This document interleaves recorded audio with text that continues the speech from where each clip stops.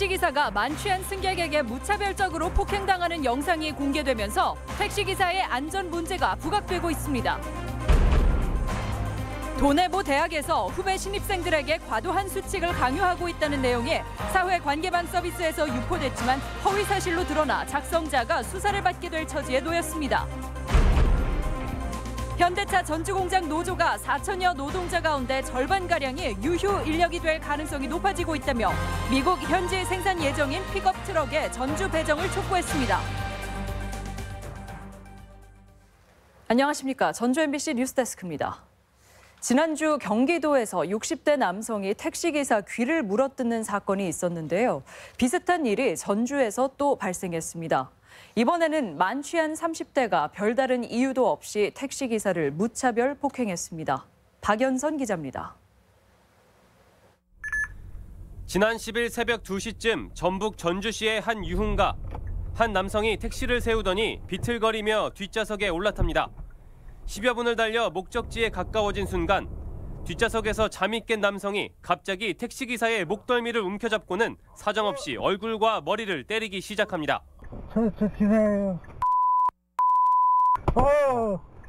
기사는 차를 세워 벗어나려 했지만 남성은 택시기사를 붙잡아 또다시 폭행을 이어갑니다. 뒤에서 막 갑자기 막 때리니까 완전 죽겠더라고요. 뒤에서 막 목덜미를 잡고 괜히 그냥. 폭행은 10분 가까이 이어졌습니다. 기사가 가까스로 택시에서 내린 뒤에도 남성은 폭행과 위협을 계속하다 경찰이 출동하고 나서야 멈췄습니다. 피해 기사는 잇몸과 입술이 터지고 머리에 큰 충격을 받아 곧바로 입원해야 했습니다. 몸에 난 상처도 상처지만 정신적인 충격에서 헤어나질 못하고 있습니다. 안에 다 피멍 들고 있어요. 맞은 데가 아파가지고 머리를 못 감았어요. 트라우마가 생겨갖고 이게 색소가 힘들 것 같아요. 이렇게 갖고. 경찰은 기사를 때린 승객 30대 A씨를 현행범으로 체포했지만 만취 상태여서 집으로 돌려보냈다며 조만간 불러 조사하겠다고 밝혔습니다. MBC 뉴스 박연선입니다. 지난 주말 도내 한 대학에서 신입생에게 생활수칙을 강요하는 글이 학내 대화방에 올라와 시끄러웠습니다. 알고 보니 해당 글은 실체가 없는 가짜였던 것으로 드러났는데요. 대학 측은 수사 의뢰를 검토하고 있습니다. 한범수 기자입니다. 익산의 한 대학 신입생 대화방에 올라온 글입니다. 술을 마실 때 누구와 같이 있는지 선배에게 보고하라. 캠퍼스 안에선 특정 종류의 이어폰을 끼지 말라는 등 각종 생활수칙이 적혀 있습니다.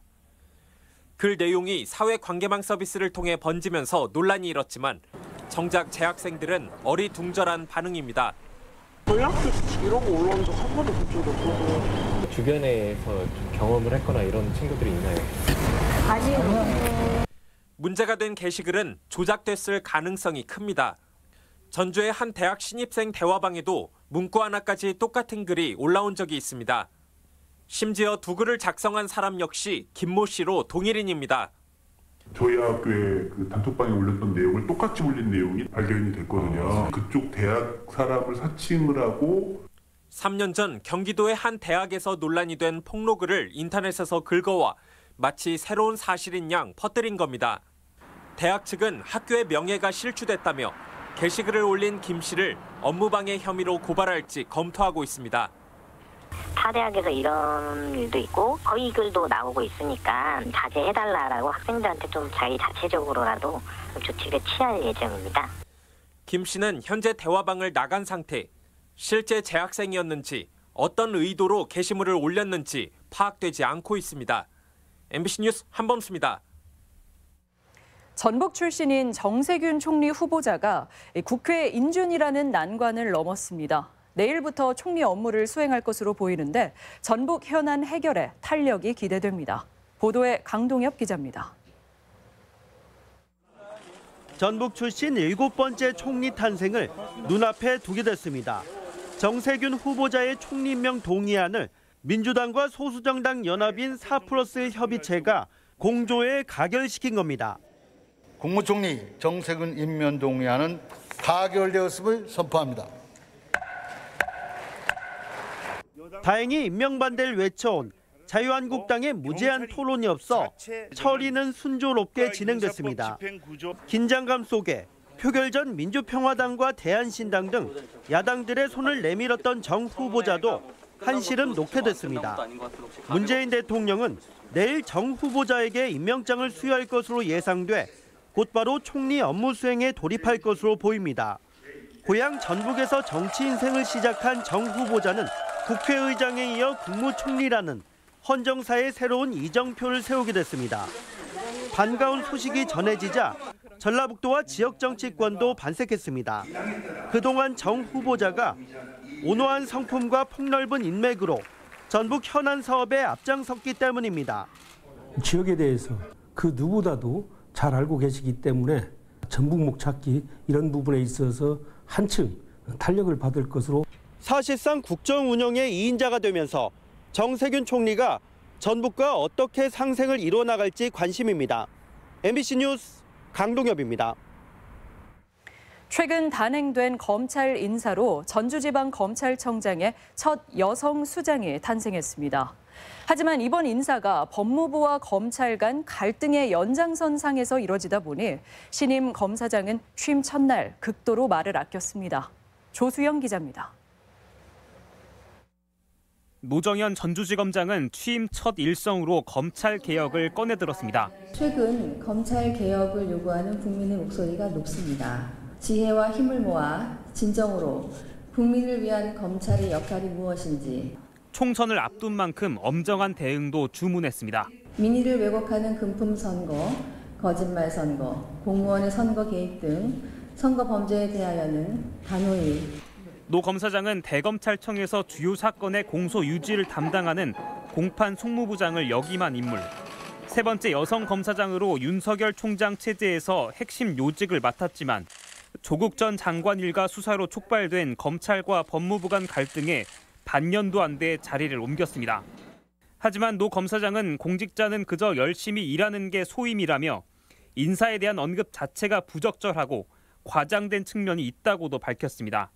노 검사장은 지난해 공직자 재산 신고에서 53억 원을 써내 검사장급 가운데 재산이 가장 많고 현직 검사 신분으로 방송 활동도 활발하게 해왔습니다. 검찰의 개혁과 인권 보장에 대한 사회적 관심이 어느 때보다 높은 상황에서 사회의 요구에 신임 전주지검장이 어떻게 부응할지 관심이 쏠리고 있습니다. MBC 뉴스 조수영입니다. 환경단체가 새만금 해수유통의 결단을 촉구하고 나섰습니다. 전북 녹색환경연합은 새만금호 담수화 목표 시기인 2020년이 됐지만 지난해 농업용지 구간 수질은 6등급, 도시용지 구간은 4.5등급으로 정부의 목표 수질보다 낮다고 지적했습니다.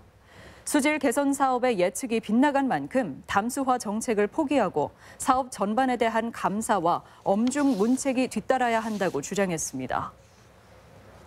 원광대와 전주대가 등록금 동결을 공식적으로 발표했습니다. 원광대는 등록금 심의위에서 등록금 동결을 결정해 12년째 등록금 인하 또는 동결을 이어오고 있으며 입학금은 지난해 대비 33.6% 인하했다고 밝혔습니다.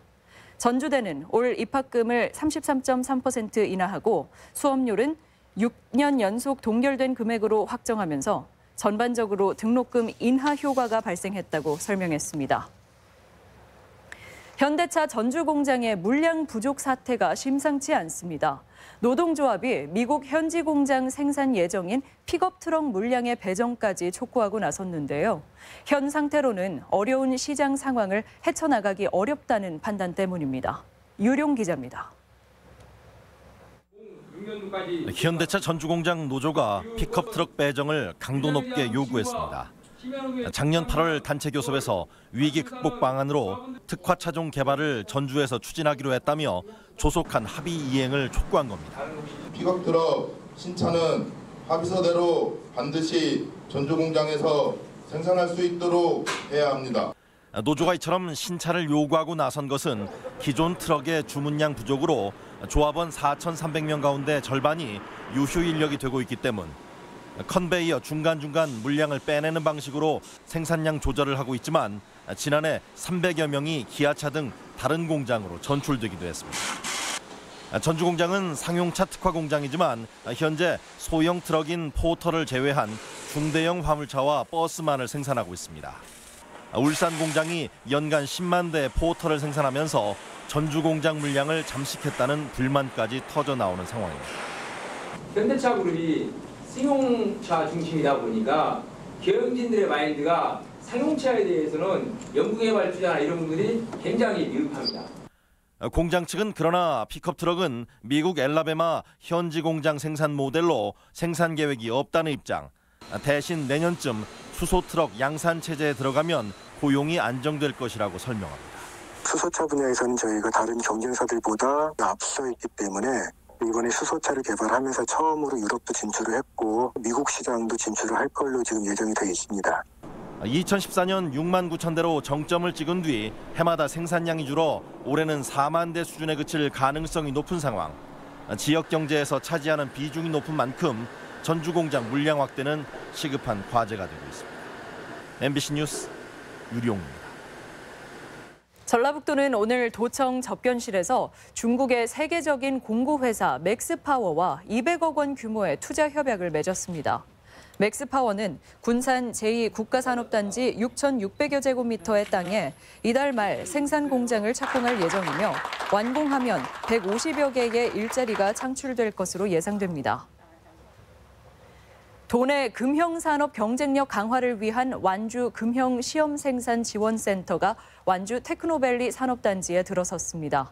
센터는 80억 원이 투자돼 기계식 프레스와 레이저 열처리기 등 금형 관련 장비와 시설 7종을 도입해 기업 공동시험 생산과 기술 개발에 도움이 될 전망입니다.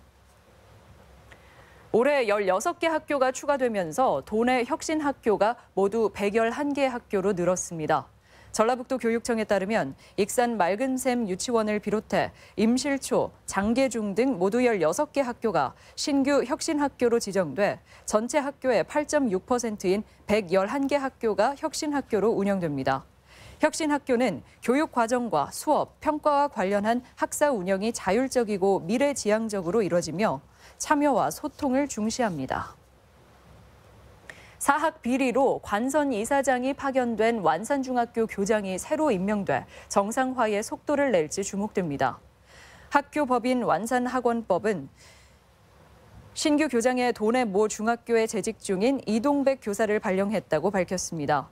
이로써 완산중 관선 이사장과 교장이 모두 전교조 핵심 인사여서 학교 혁신 방향과 내용이 관심을 끌고 있습니다.